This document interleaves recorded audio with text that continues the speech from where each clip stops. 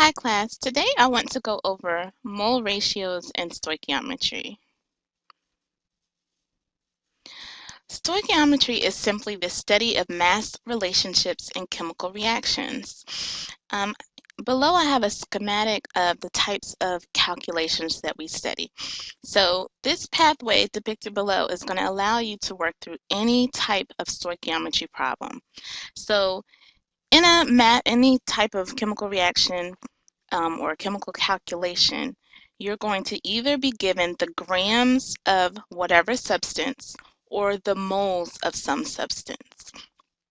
The way that you can easily convert from grams of one substance to moles of that same substance is to use what we call the molar mass. And so we remember that the molar mass is simply the formula mass over 1 mole. That's it. This is all the molar mass is, the formula mass over 1 mole. And if you have forgotten how to calculate the formula mass, be sure to review the calculating formula mass video.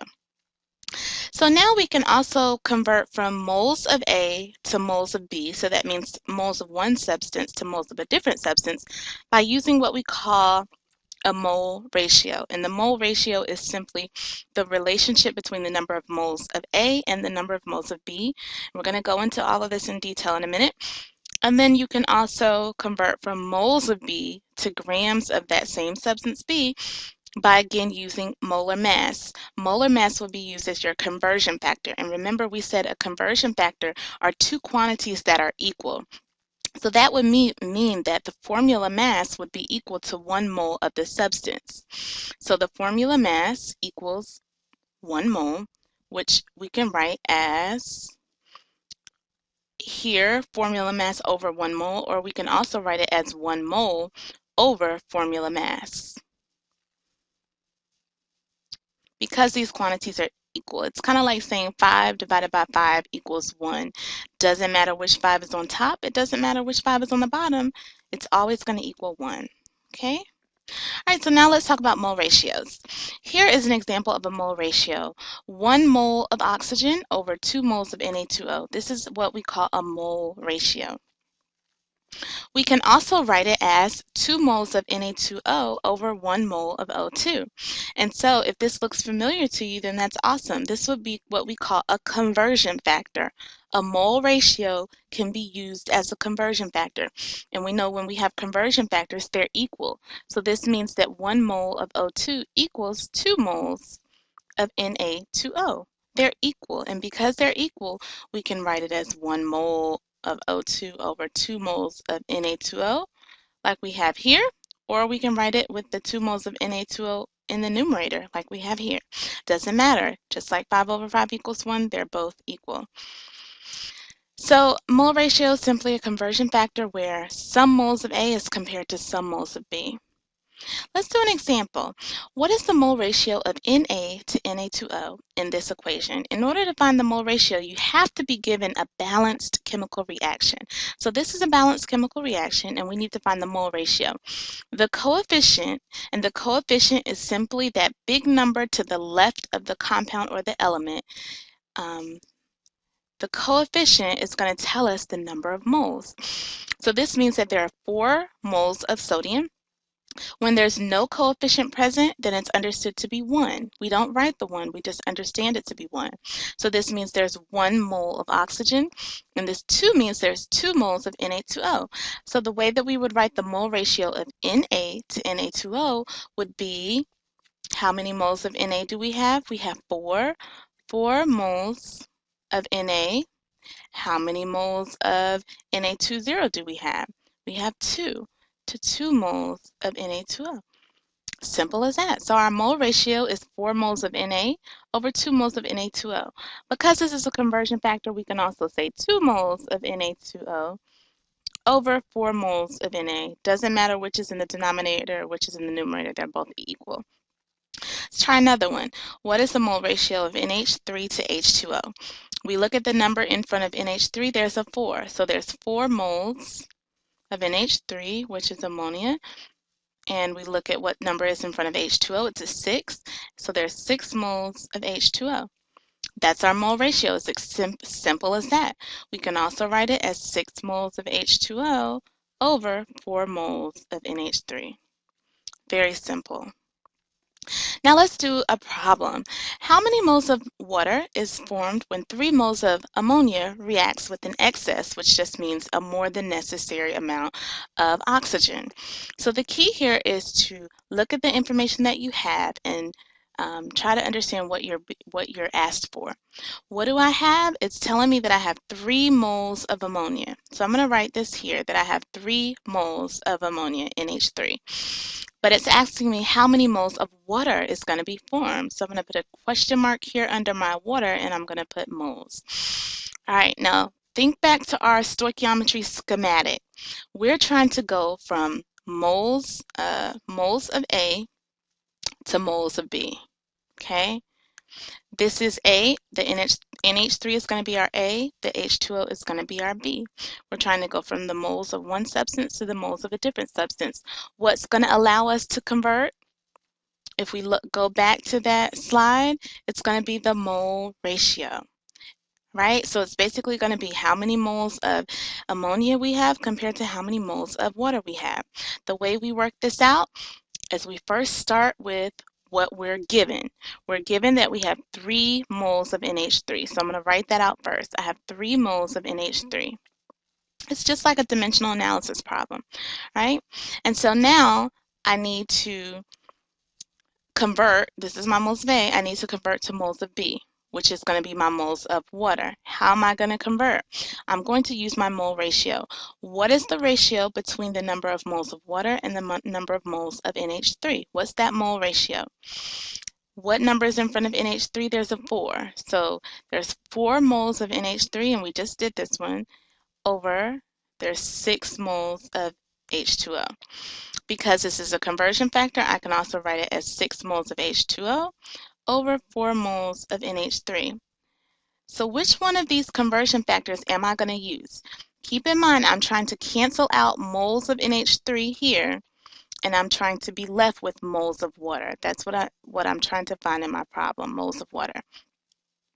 So I want my moles of NH3 in the denominator, because moles of NH3 divided by moles of NH3 is what? It's 1, right? Because these values are equal, so they cancel out. So I'm going to say 4 moles of NH3, and I'm going to put 6 moles of H2O over that. So I'm going with this conversion factor here. Okay, what does that allow me to do? Look at this. My moles of NH3 cancels out. What units am I left with? I'm left with the units of moles of H2O. Okay, moles of H2O. So now all I have to do is do the math. I have 3 times 6, right? 3 times 6. And in my numerator, I have, this is understood to be a 1. 1 times 4, which is 4. And so when I work that out, that gets to be 18 divided by 4. And that comes out to be 4.5. And I can't forget my units. My units are moles of H2O. See how simple that is? All I do is look what my problem is asking me, and then I have a pathway that shows me how to get there. Let's go back to the pathway. See, this is our pathway. We were trying to go from moles of A to moles of B. We used the mole ratio to allow us to do that. Okay?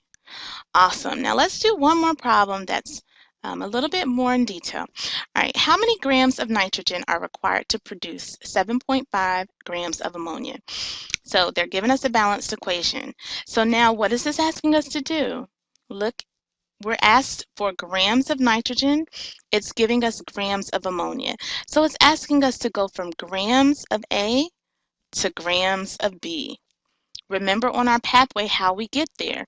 We first have to convert to moles of A, then we have to convert to moles of B, and then we can convert to grams of B. Okay? So, like the schematic says, our little pathway, the first thing we need to do is convert grams of ammonia to moles of ammonia. We see here we have 7.50 grams of ammonia. We need to convert to moles. How do we do that? We need to use the molar mass. Remember, the molar mass is going to allow me to convert from grams to moles. So I need to find the molar mass of NH3. The way I do that is look at all the atoms I have present. I have one nitrogen atom. I have three hydrogen atoms. So I'm going to write all of those out. And I need the individual masses of each one. Where do I get that from? My periodic table. So I look on the periodic table. Nitrogen has a mass of 14.01.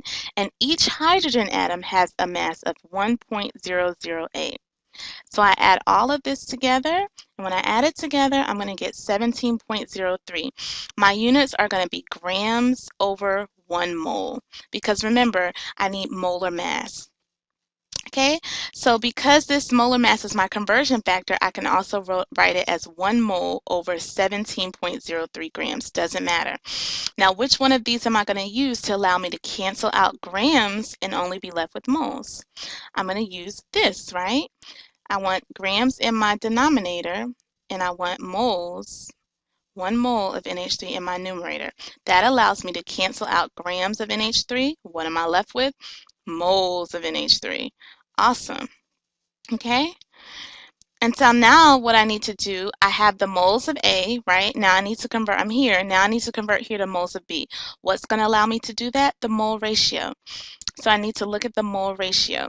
So let's go ahead and do this calculation. I'm going to just bring all of this down. 7.0 grams of NH3 times 1 mole of NH3 over 17.03 grams of NH3. All right, so now what's my mole ratio? How many moles of NH3 do I have? I have 2. How many moles of N2, which is what I'm trying to find, do I have? 1, right? So I'm going to write my mole ratio as 2 moles of NH3 in the denominator and 1 mole of N2 in the numerator. Why do I do that? So that I can cancel out the moles of NH3 and I can only be left with the moles of N2. Because remember, I'm trying to find the grams of N2.